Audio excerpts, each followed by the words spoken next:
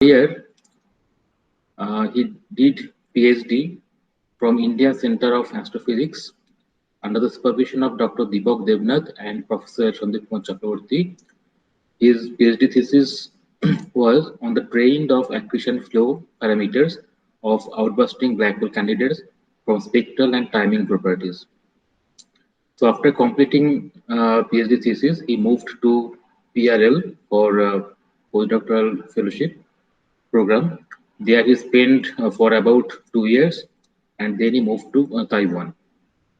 His broad area of research are high energy astrophysics, accretion disk around black holes, X-ray astronomy, and active galactic nuclei. So today he will talk on exploring the changing look of AGNs. So with these words, I invite Dr. Jana for delivering the talk. Hi, thanks for a nice introduction of me, and I hope all are doing well, and I wish you happy New Year. So I'll talk about today about the changing looks AGN. So I'll just share my slide now.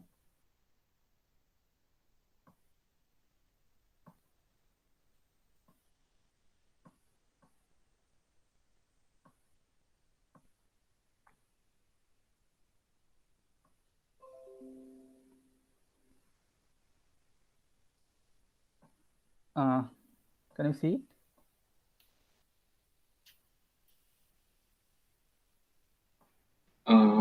Yeah, it is in PDF mode. I mean, yeah, I can see it is visible. Okay. Okay. So I'll talk about the changing looks AGN. So my title of the presentation is Exploring the Changing Looks AGN.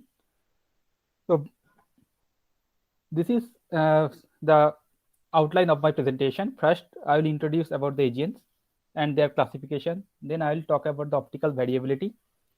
Then I will move to the changing look AGN in both optical waveband and X-ray waveband. And then I will conclude my presentation.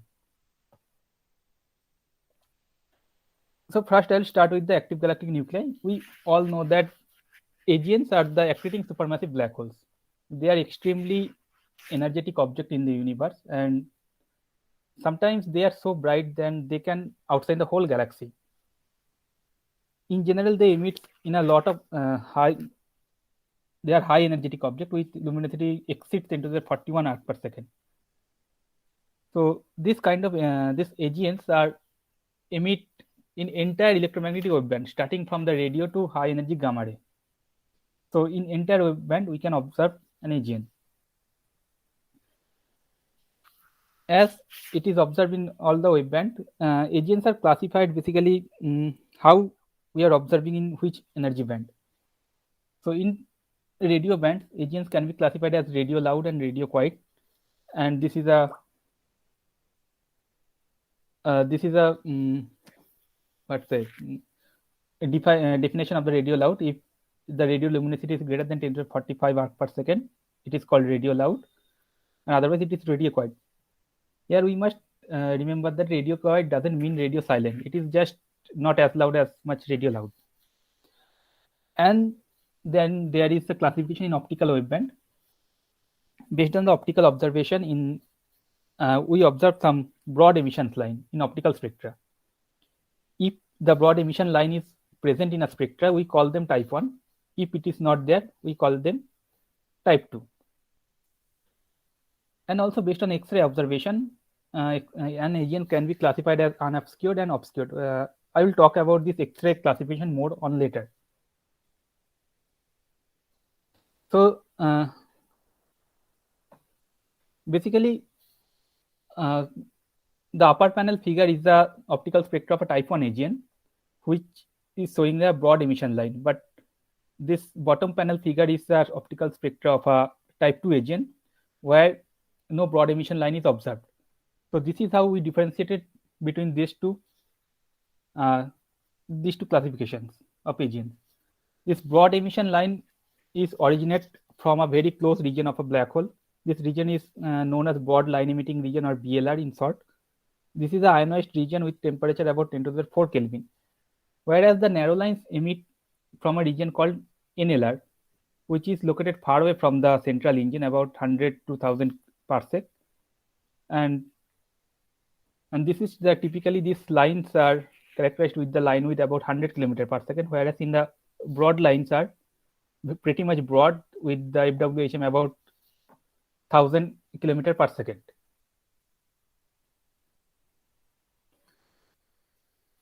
So if we look at the classifications more closely, there are some radio loud classification, which is there are type 1 radio loud and type 2 radio loud, and in also radio quiet domain there is also type 1 type 2. So basically in the radio loud domain, type 1 are quasars or blazars, etc., wherein NLRG or narrow line radio galaxies are the type 2 radio loud galaxy. In the radio quiet domain, it is Seyfert 1 and Seyfert 2. In my presentation, I will mostly focus on the radio quiet AGNs. Although the main theme can be also applied to the radio loud domain, but for my presentation, I will just focus on radio quiet stuff. So there are a lot of classifications of the AGNs, but there is a unification model which can explain all the classifications. This is a pretty much simplified picture of a unification model. In this model, we have a black hole at the center, and matter accreting around it by accretion disk. This is the accretion disk, and after that, there is a region called BLR, which emits the broad emission line, and after that, there is a torus. This is basically a molecular dense molecular gas is located there in form of a toroidal shape. So in short, we call them torus. And then there is NLR, which is located far away from the black hole. So if anyone is observing this AGN face on view like this, they can have view from both NLR and BLR.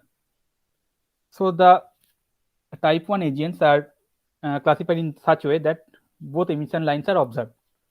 But if you are observing AGN like this through the torus will block the light from the BLR, so BLR will not be visible for this observer. So this observer will only see the light from the NLR. So in type 2 AGNs, no broad emission line are observed, only lines from the narrow line region are observed. So this is a pretty basic idea of the unification model. And this is a more detailed picture of the same model, where we can see a lot of more classification like NLRG, BLRG, even and blazar and quasar and all. So basic picture is again the same. When if you are depending on your viewing angle or observation angle, the classification is there. So let's talk about the X-ray spectrum. I already mentioned that AGNs are powered by the accretion. So basically, there is a matter accretes to the central black hole via an accretion disk, which is a geometrically thin and optically thick disk. That is a standard Sakura-Sunyaev kind of disk, and this disk emits predominantly in the UV and optical energy band. And there is a region near the central black hole, which is known as the Compton cloud. This is basically a cloud of hot electrons. These seed photon from the accretion disk are inversely Comptonized at the Compton cloud via repetitive scattering, and they produce high energy X-ray. So these high energy X-ray are basically the power law continuum, which we observe in a spectra of an AGN. So this green line represents the X-ray continuum, which is produced from the Compton cloud.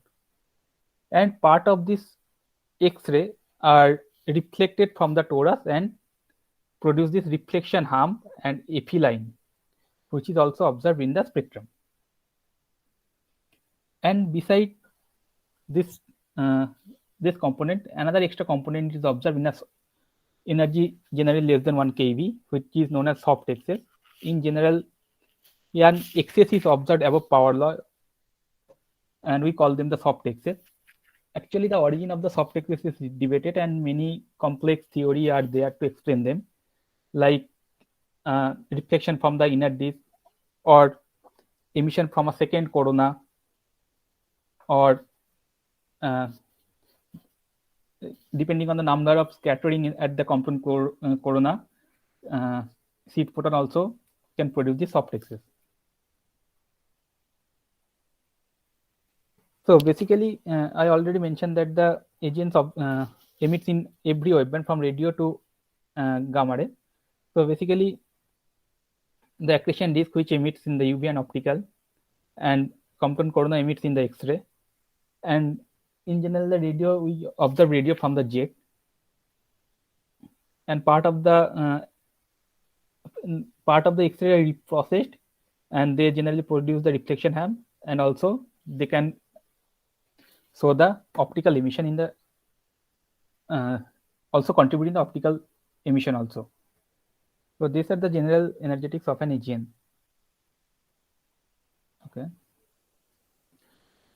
Okay. Now I'll talk about the optical variability. So historically, AGNs are observed in optical wavebands, and we observe all kind of variability timescale. It started from the months to years timescale. So what's the reason of this variability? As we already mentioned, that the standard thin disk or standard accretion disk emits in the UV and optical band. So it must be that the accretion rate is responsible for this variability. But it turns out to be that if the viscous timescale of the accretion disk is extremely large for a supermassive black hole, about 1,000 years, so this short time scale variability or this fast variability cannot be explained by the mass accretion rate. It is also observed this optical flux are correlated with the UV and X-ray. This is a light curve from MRK 509, about it is 12 years of light curve, and we can see that this top two panel are the X-ray band, where this is the UV and then optical. So they are correlated, and this has been observed in other sources also, like NGC 4051. We can also see this correlation and between X-ray and optical, and it is also observed that the optical are often delayed from the X-ray flux. So we can see the reprocess of the X-ray may be contributing in the optical waveband. So this can be explained. But this reprocessing process can only explain a small amount of variability, like up to 20%, but it cannot explain the large variability. And till now we talk about the continuum flux variability, but what happened about the lines variability? What happens in the variability in the broad emission line?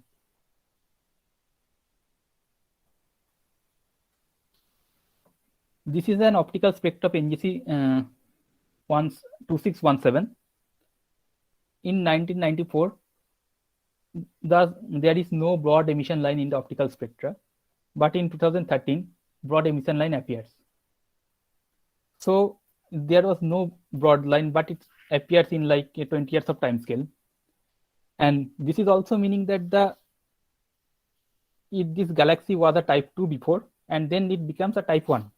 So it is also changing its type.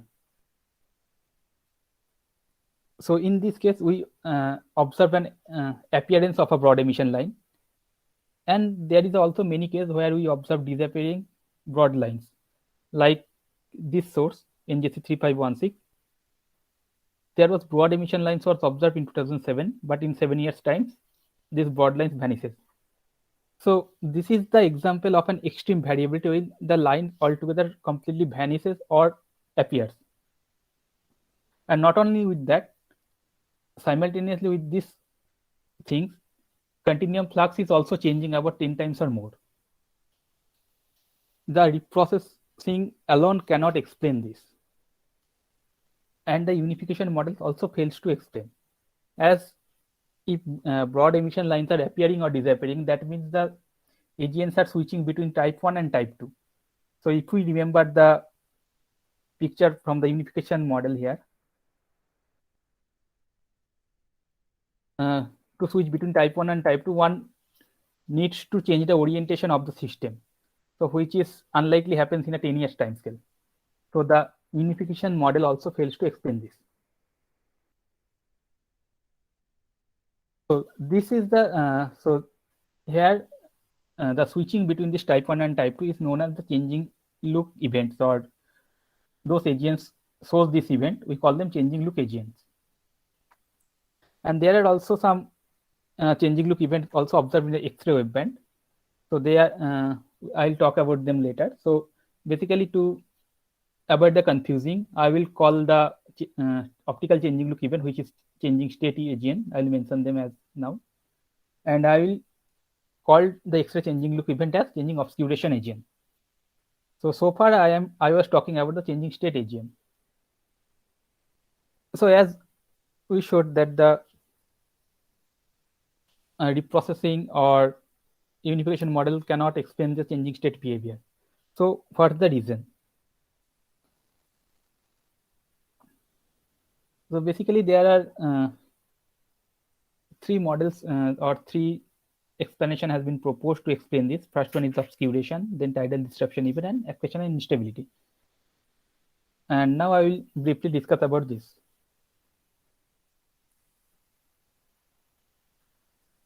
Now first one is the obscuration. It is proposed that the moving clouds in a line of sight will block the view of the BLR. So this is how, if a cloud comes between the observer and the BLR, the cloud will block the light, so BLR will vanish or disappear, so the source will become the type 2. Then again, when the cloud will move out, then again the light from the BLR will reach to the observer and broad line will be seen. So in this way, the obscuration is the changing look event has been explained in NGC 7603 and NGC 2622. But this has few problems. First of all, this cloud should be the large enough to cover the entire BLR. But the observational evidence suggests that the cloud size is like 10 Rg. So it cannot possibly cover the entire BLR. And also, if there is obscuration by the cloud, that signature will be reflected in the X-ray spectra, which is not observed. So these days, this obscuration is not acceptable reason for the changing state events. Next one is the accretion. So this model was proposed by the Elizur, and he explained that the increasing accretion rate will lead to a basically change in accretion rate will cause the changing state event. So when it was accretion rate is lower, it will be type 2, and if it increases, the source will become type 1. And this evolution is controlled by the this factor, volumetric luminosity, by its mass. So what happens is there, the clouds in the BLR region will respond to the luminosity of the central engine. So when the luminosity is lower, that is when the accretion rate is low, source is type 2, because there is no broad lines, because the cloud doesn't reach to the ionized temperature, so it does not show any broad emission line. But when the accretion rate starts to increase, then the luminosity will increase and the broad lines respond to that luminosity, and its temperature will increase, and the broad line will be, and this BLR will emit the broad emissions line. So that is how the agents will be now a type 1 agents. And not only that, they also propose that due to increase in the luminosity, the radiation pressure will increase, and due to that radiation pressure, the BLR cloud will no longer remain at the equatorial plane. It will move up above the plane. But if the luminosity is low, then the cloud will remain in the equatorial plane as there is no radiation pressure. So this has been supported by the appearance of a double peak lines at the low luminosity, several agents with the lower luminosity has been observed to show double peak line, and double peak line is a signature of a something which is rotating in an equatorial plane. So this theory has been supported by observation of the double peak line at the lower luminosity. This can explain the changing state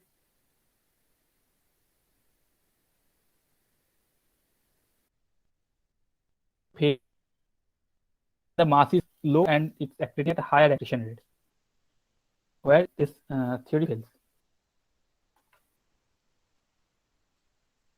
Okay.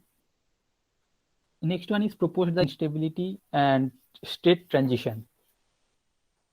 So this is basically the analogous study of changing state behavior and the state transition of black hole X-ray binary. We know that the outbursting black hole, they remain in the quiescent state for a longer time, and they show occasional outburst, and during the outburst they go through a different spectral state like low hard to soft hard through the intermediate state. And as the agents are the believed to be the scaled up version of the black hole, so it is proposed that the state transition in the black hole X-ray binary is similar as the changing state behavior in AGN.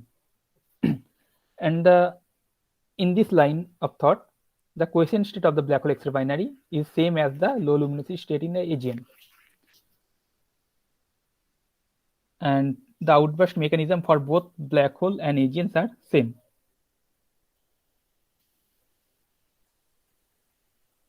However, there are some key differences between the accretion disk in black hole X-ray binary and AGN.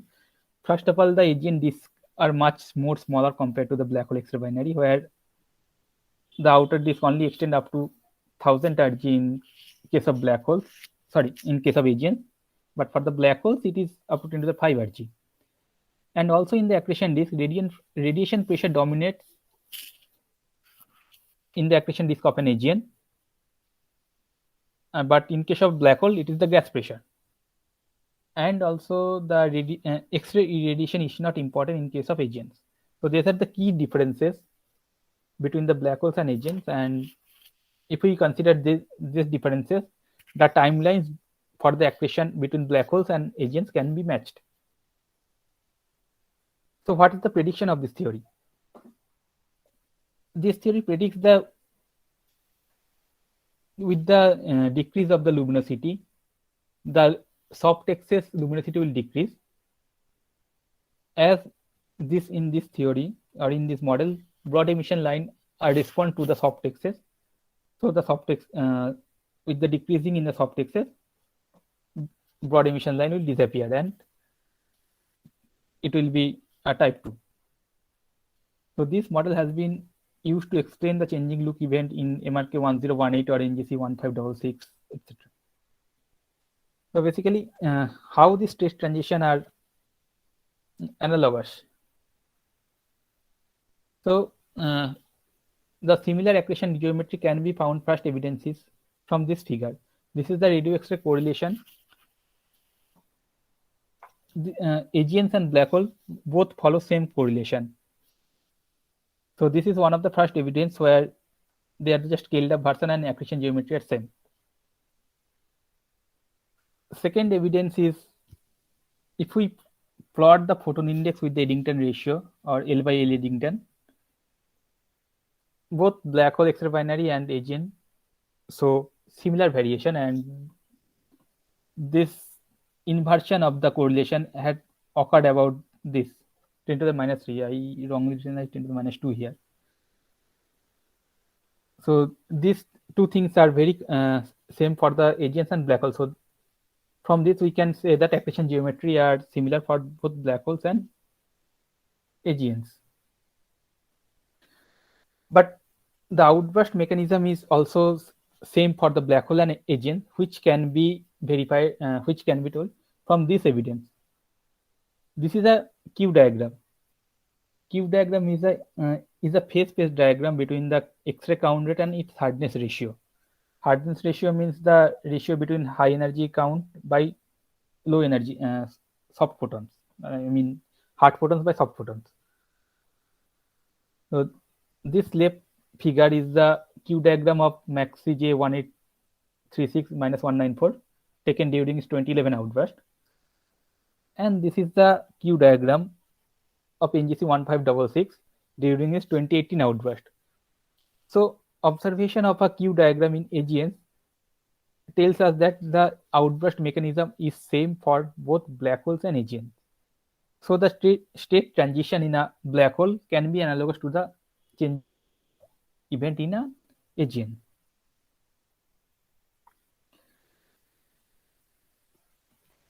If we, for an example, if we look at this MRK 1018, this AGN saw changing state behavior a few times. For the latest one, it was type 1, and then it moved to the type 2 around 2016, and it took about 8 years time. And if we look at the NGC 1566, this was type 2 before, and this source becomes type 1 in a time scale of September 2017 to June 18, so about 10 months time. If we consider the mass of both sources, the time scale match. So if we took the ratio of the mass, we get 10, which is about 10 times massive this agent. So the time scale matches, and this supports this instability theory. And not only with that, when during the outburst of this NGC 1566, the source flux increased in every waveband, in X-ray and in UV and optical, and simultaneously broad lines appear. And this is also during the outburst, the X-ray flux also increased, which can be seen from the spectra of this source. And this spectra is from 2015, the last one. It is during its quiescent state or low luminosity state when source was called type 2. And then during the outburst when source was type 1, its flux increases and we can see the spectra. So this is a long-term light curve of this NGC 1566. We studied this source, we took this data about 12 years, and we see that source remain in a low luminosity state for a long time and then showed an outburst about in 2018. But when the first outburst occurred, after the first outburst, there are some reflaring events also observed. In general, if there is TD, we can see some reflare events. So is this outburst caused by an TD? That is also a possibility. But we see that this cannot be a classic TD where a star is tidally disrupted by a supermassive black hole. Rather, the light, this type of light curve supports when the TD is by a binary black hole. So we also propose this scenario, but we favor the instability model for this case. So now let's talk about the tidal disruption event as the cause of a changing state event. So when a star is ripped off by or tidally disrupted by a supermassive black hole, the decay profile show T to the power minus 5/3 profile. This is a classic profile, and this has been observed in many sources. Recently, one AGN, 1ES 1927, this source of changing state events, but this is due to an TD. From the optical waveband, we can see that decay profile is the T to the minus 5/3 profile. And there was no broad emission line before, but they suddenly appeared simultaneously. So the source became type 2 from type 1.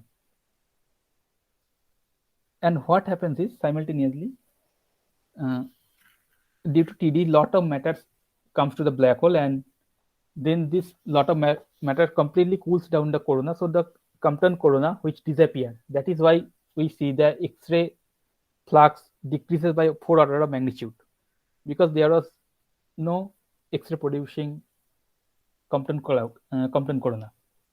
Then again the Compton corona is formed and X-ray flux increased.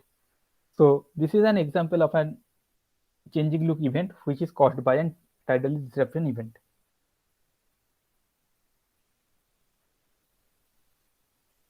So what's the next step? So far we see that there is not a unique reason for a changing look behavior, but many changing look event can be explained by a various reason. Tidal disruption event is a definite reason, but this can only explain some of the uh, changing look events, not the all. So far, the accretion and instability seems to be the genuine reason or intrinsic reason we may say, but we need more sample for to establish this model.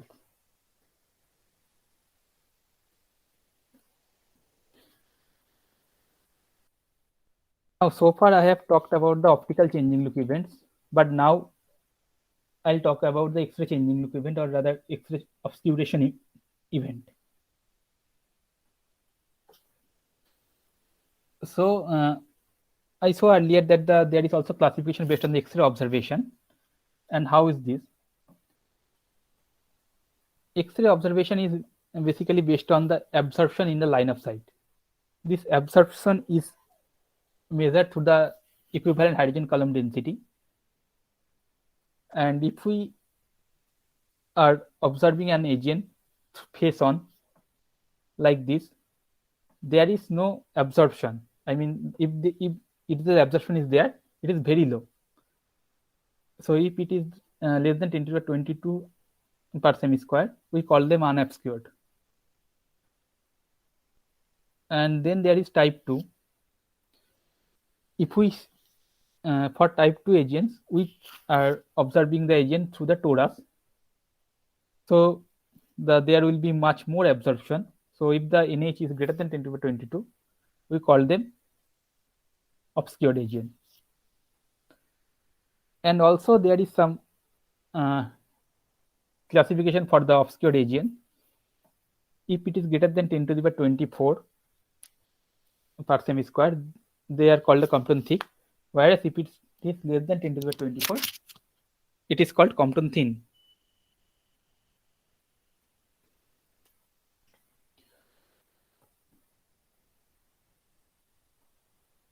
Okay. So basically, the unification model tells us that torus is a uniform. So ideally, it should not show any variation in the NH. But we observe NH variability in all time scale, starting from hours to days and months and years time scale. In every time scale, we observe the variability in NH. So the again unification model fails to explain this NH variability. And sometimes also we observe extreme variability when the source switch between Compton thin to Compton thick state. So this is the example of an extreme variability, and if any agent shows this extreme variability where it switch between Compton thin and Compton thick, we call them X-ray changing look event or changing obscuration event. So basically what happens if it switch between Compton thin and Compton thick? If I look at this figure, if it is Compton, I mentioned that the reflection spectra is due to the reflection of the primary X-ray in a torus. So in case of a Compton thick, the reflection will dominate over the primary emission. So this is the 4 spectra of changing look agents. For example, if we just look at this one, NuGC 4203, the source was Compton thick in 95 and the spectra is reflection dominated. There was no primary emission is observed. But in May 2001, the reflection, when the source became Compton thin, the entire emission was dominated by the primary emission. So the depending on this, the spectral properties is completely changed.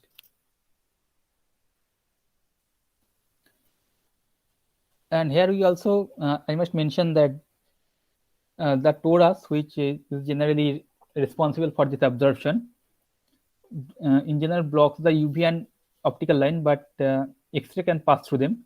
But again, depending on the value of the NH, X-ray can be absorbed too.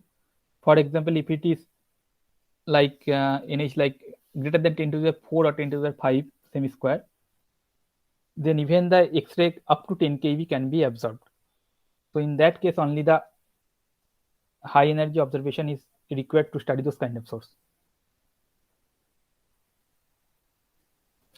So what is the reason for the changing obscuration?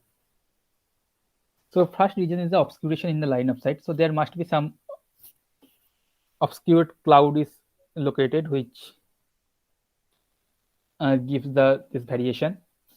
And it is also that the torus is clumpy, not the uniform as proposed by the unification model, but the torus is clumpy and made of lots of clouds. So moving clouds in the line of sight can cause the obstruction. In fact, the IR studies also support this.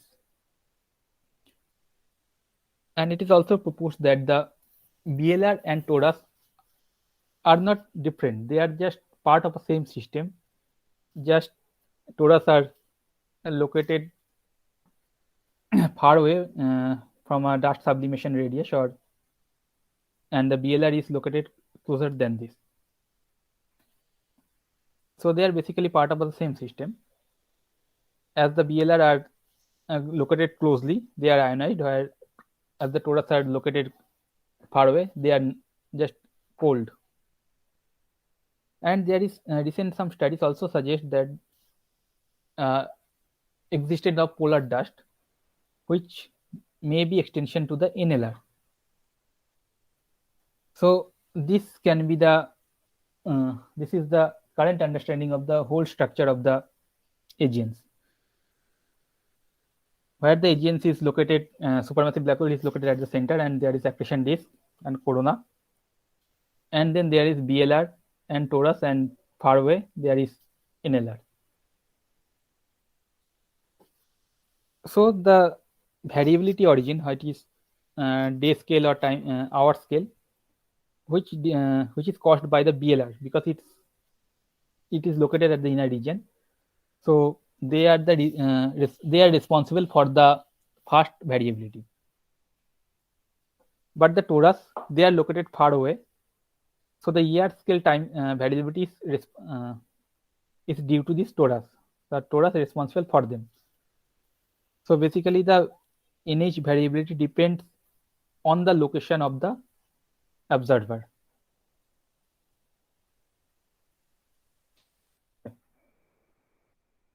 So if we study this variability of NH, we can calculate certain things.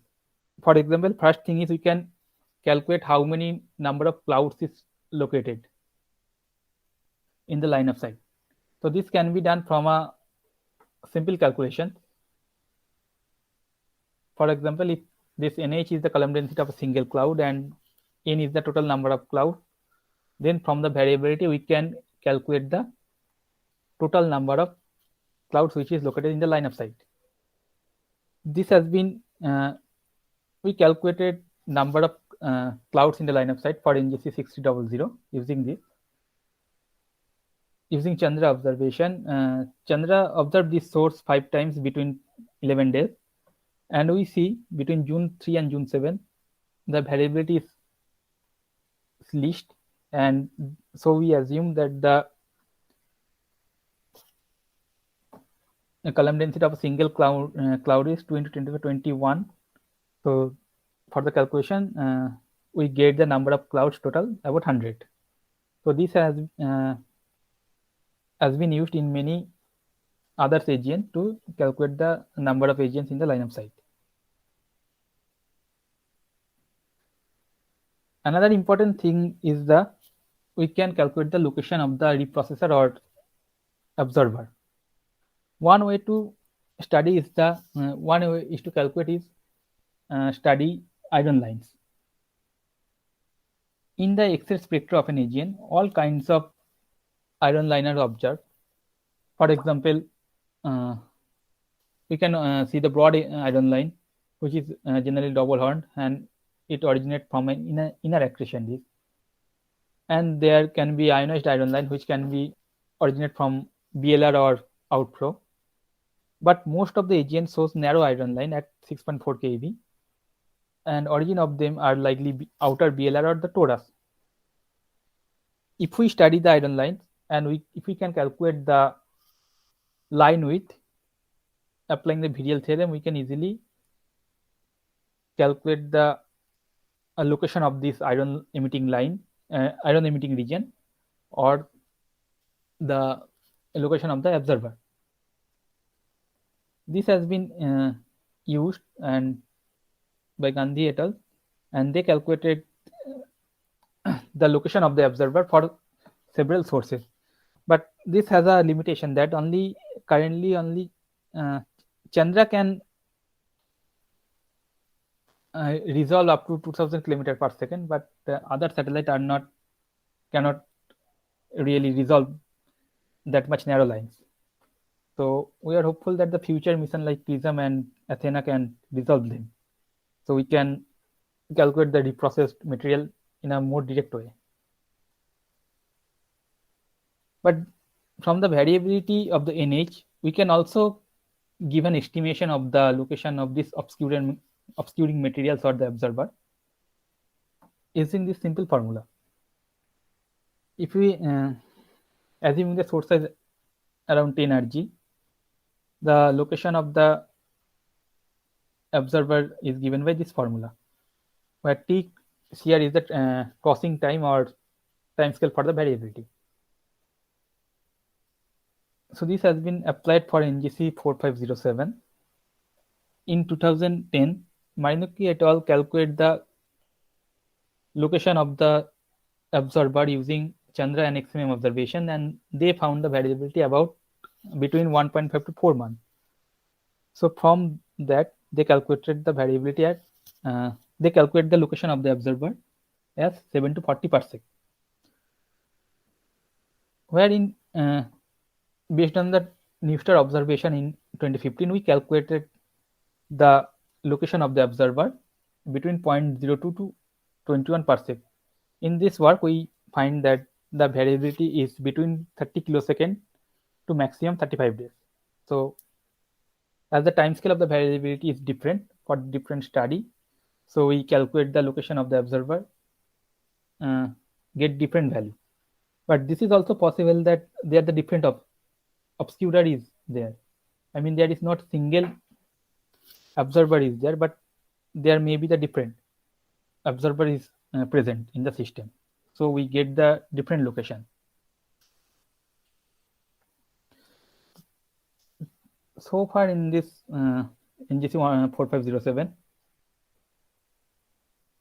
and we calculated the location of the BLR as 16 light days, and location of the RNIR, that means the inner region of the torus, about 95 light days, and this is the midpoint of the torus, which is about 2.3 parsec. So based on our observation, the observer is located in the torus.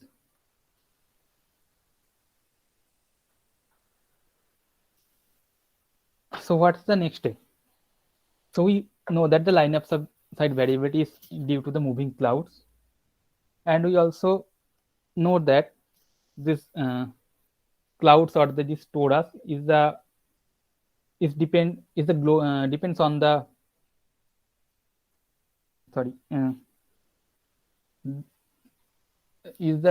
depends on the accretion in a longer time scale.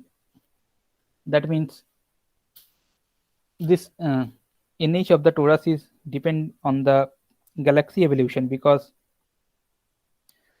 the AGNs accretes from the matter from the torus, and the matter from the entire galaxy accretes and accumulate at the torus. So in a way, the study of the torus will tell us about the evolution of the entire galaxy. So we already know that in some merger cases have been seen that AGNs are accreting at a very high rate. So this is because they have a lot of more matter to accrete. So this definitely is related to the torus. So far, as far as current understanding, the changing state events or optical changing look event, they are the accretion in a very short time scale, like years or 10 years time scale. But the changing obscuration events, or the which is related to the torus, which is a uh, related to the much longer time scale, or like millions of years. So it is necessary to understand the both events. That is why we are trying to understand the changing state and changing obscuration event to understand the whole evolution of the galaxy. So these are the currently we are working on several problem of this changing look events, and we are also open for collaboration. If you are interested to work with us in this changing look project, you can contact us, and you may visit this link for the more details. Thank you very much.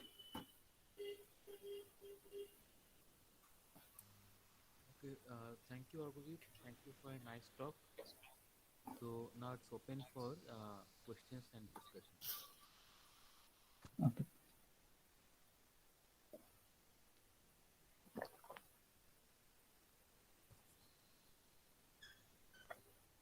Please raise your hand if you have any question.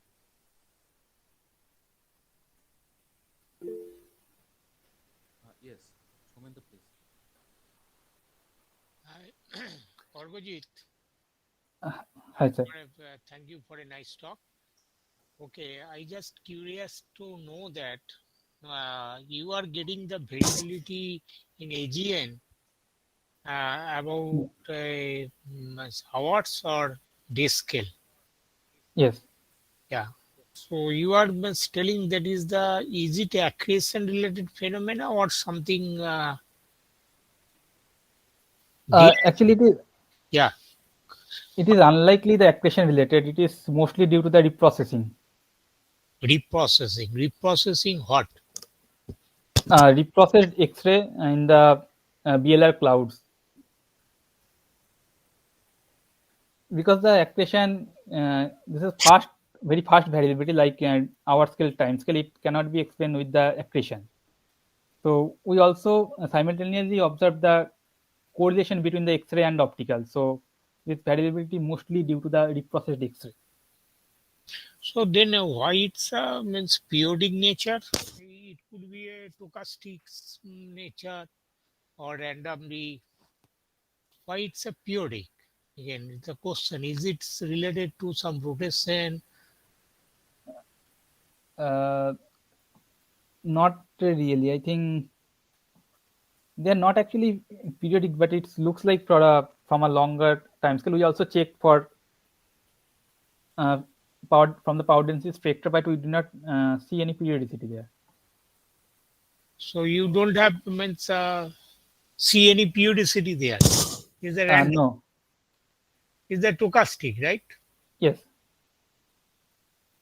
Okay. So it is all along light curve. If you see that it shows that variability or sudden time you can get the variability, other time don't. It is actually, it is hard to tell, because in this figure it is we observe for a long time. So we can see some variability, but what is the time scale here? Means the data whatever you showing, it is, I think, it is total data length, I think, about 12 years. 12 years. Okay, so there is a long trend in the Yes. data, which is the visually also you can see it. Yes. So it's a looks like it's some periodicity is there. Maybe means something long time, years time scale, some periodicity is there. Do you means check any periodic analysis on that data? Yes. Actually, we calculate, but we checked for if there is any periodicity, but we did not find anything. Any peak? Okay. So what kind of periodicity analysis you did it? Is it Lomskargele or Yes, yes, we checked that, and also we power density spectra. Hmm. We also check from that also. Okay, okay.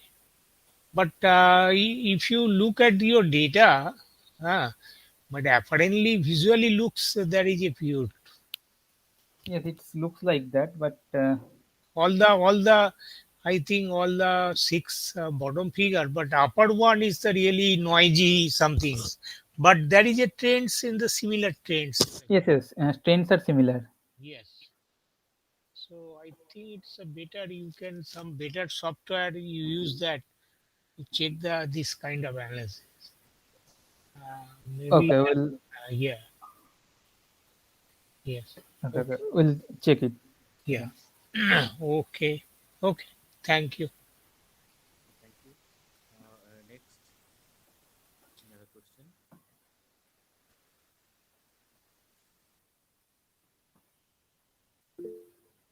Yes, Taposh.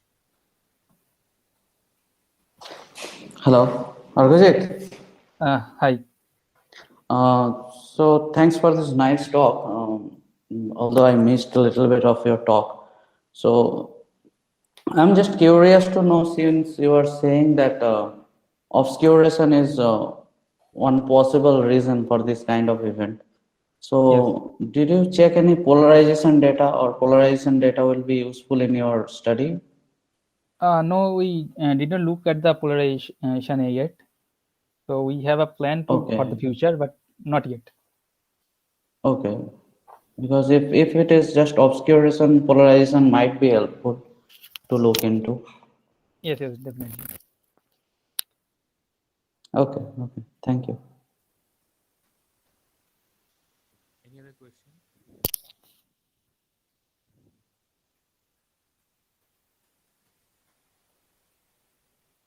I have a basic question, opposite.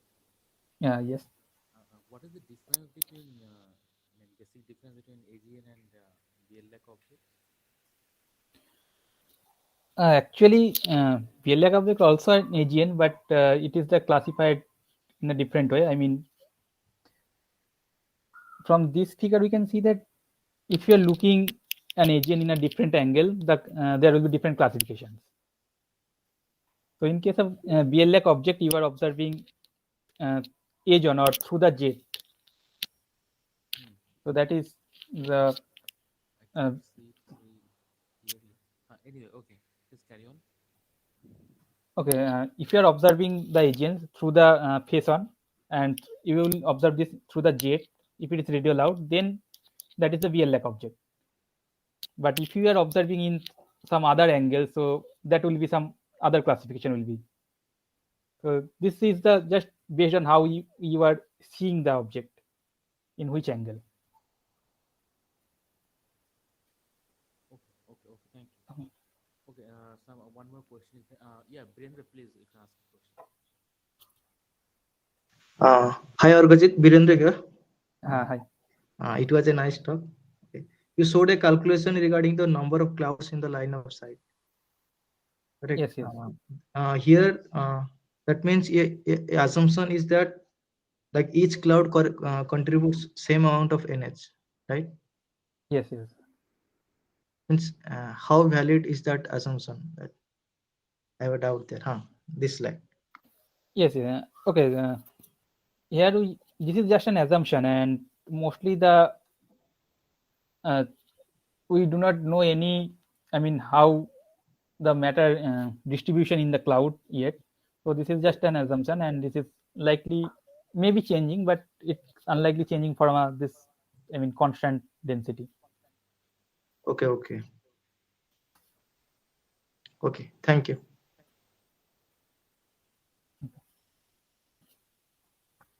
Okay, any other question?